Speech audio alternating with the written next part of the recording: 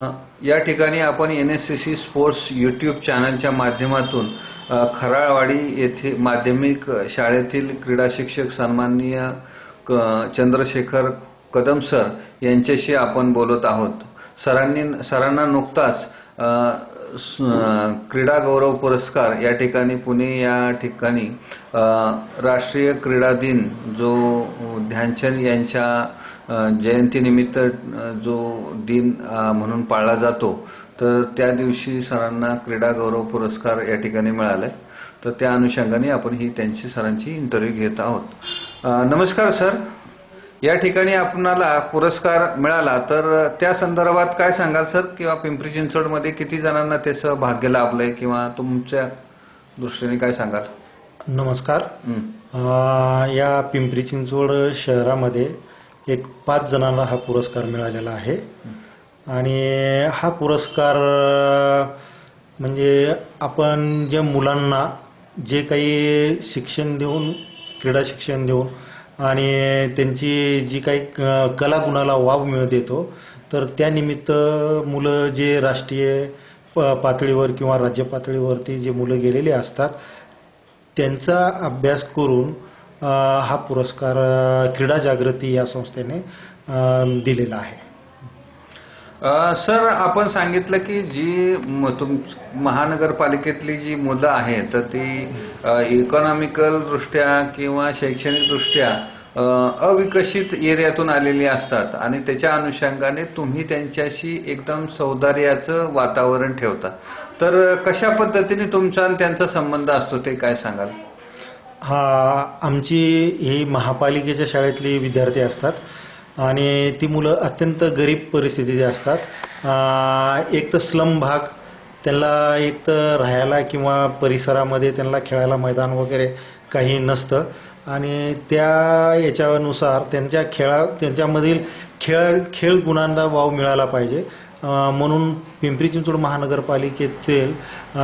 महापालिकेनं बरेच ठिकाणी त्यांना मैदानं मोफत उपलब्ध करून दिलेले, तरी पण त्या मैदानपर्यंत जाणं येणं, कारण का प्रत्येक मैदान प्रत्येक शाळेच्या जवळ तर नाही आहेत, तर त्या ठिकाणी जाणं येणं किंवा त्या खेळासाठी त्याची आवड निर्माण करून देण्याचं काम आम्ही करत असतो आणि तयार झालेली जी काही म्हणजे जी मुलाला आवड निर्माण करून देणं, त्यांच्या पालकांना देखील ह्या गोष्टी बिंबवणं, कारण का मी मगाशीच बोलल्याप्रमाणे की आमचे जे पालक आहेत ते पूर्ण स्लम एरियातले असल्यामुळं त्यांना आर्थिक बाब खूप म्हणजे दाट त्यांना हे असते, तर त्यासाठी मुलं काही कामाला जात असतात, त्यांना वेळ मिळत नसतो। शाळाला देखील बरेच वेळेस दांडी पडत असते कामाच्या निमित्ताने। काही मुलं दूध प्रत्येक घरी किंवा वर्तमानपत्र प्रत्येक घरी देत असतात। आमची मुली भांडे घासण्याची, दोन्ही भांड्याची कामं करत असतात आणि ह्यामधून देखील त्यांना खेळण्यासाठी वेळ मिळत नसतो। मिळाला तर त्यांचे आईवडील त्यातून त्यांना म्हणजे थोडंसं रोखण्याचं काम करत असतात, तर त्या आईवडिलांना देखील आम्ही थोडंसं म्हणजे प्रत्यक्ष जाऊन किंवा त्यांना बोलवून हे सांगत असतो की मुलाला खेळल्यानंतर पुढे त्यांचं भविष्य किंवा आरोग्याच्या दृष्टीने देखील हे खेळ त्या मुलासाठी खूप उपयुक्त आहेत। सर, तुम्ही आता जे सांगितलं की एक जो क्लाइम्बिंगचा जो विद्यार्थी आहे, सहज त्याची शोध घेतला गेला आणि त्याला लगेच आता तो कोच म्हणून लागतो, तर त्या संदर्भात काय कथा आहे सांगाल? आमच्या या पिंपरी चिंचवड महानगरपालिकेने नेहरू नगर ह्या परिसरामध्ये एक वॉल क्लाइम्बिंग उभं केलेली आहे, तर त्या वॉल क्लाइम्बिंगमध्ये आमच्या परिसरातले म्हणजे राजीव गांधी माध्यमिक विद्यालय किंवा खराळवाडी माध्यमिक विद्यालय ह्या परिसरातले जे काही नगरपालिकेच्या शाळा आहेत, त्या नगरपालिकेच्या शाळेतील विद्यार्थी त्या ठिकाणी सतत सराव करून या देशभरामध्ये पिंपरी चिंचवडचं नाव खूप वरती नेलेलं होतं।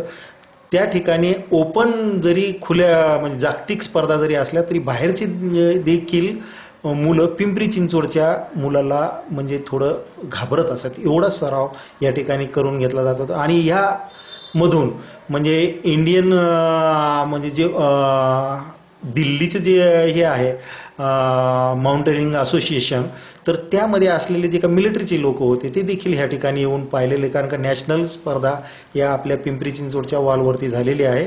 तर त्यावेळेस त्याचा परफॉर्मन्स पाहून त्या ठिकाणी त्या मुलाला आत्ता सध्या मिलिटरीमध्ये वाव मिळालेला आहे. मिलिटरीच्या ठिकाणी तो कोच म्हणून काम करतो, कार्यरत आहे, म्हणजे नोकरीला लागलेला आहे, घेतलेला आहे. निश्चितच तुमच्या या ठिकाणी मार्गदर्शन योग्य असं मिळून त्याच्या जीवनाची घडी या ठिकाणी कोच आणि प्रशिक्षणार्थी होऊन या ठिकाणी झालेली आहे.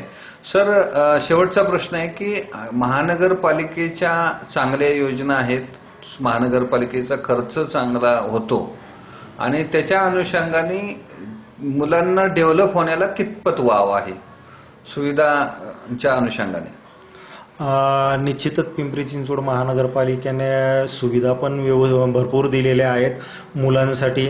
आणि ह्या ठिकाणी जर का सर्व मुलं म्हणजे खेळाच्या बाबतीत ज्यांना आवड आहे किंवा पालकांनी देखील त्या मुलांना जर का ह्या ठिकाणी पाठवण्याचा प्रयत्न केला तर निश्चितच भरपूर वाव मिळू शकतो आणि मुलाचं आरोग्य प्लस त्याला मिळणारं जे काही राष्ट्रीय स्तर असेल किंवा राज्यस्तरावरती हे खेळाडू जाऊ शकतात, सहज गतीने जाऊ शकतात, कारण का यांच्यामध्ये तेवढी ताकद देखील आहे आणि असते आणि त्याचा उपयोग करून घेतला तर निश्चितच यांना यश हे खूप जवळ आहे. धन्यवाद सर. या ठिकाणी आपण वेळ देऊन NSCC स्पोर्ट्स यूट्यूब चॅनलला इंटरव्ह्यू दिली आणि या पिंपरी चिंचवडचं नाव हे जागतिक स्तरावरती होण्यासाठी खूपच मोठी संधी आहे असं या ठिकाणी आपण मत व्यक्त केलं. धन्यवाद सर. धन्यवाद.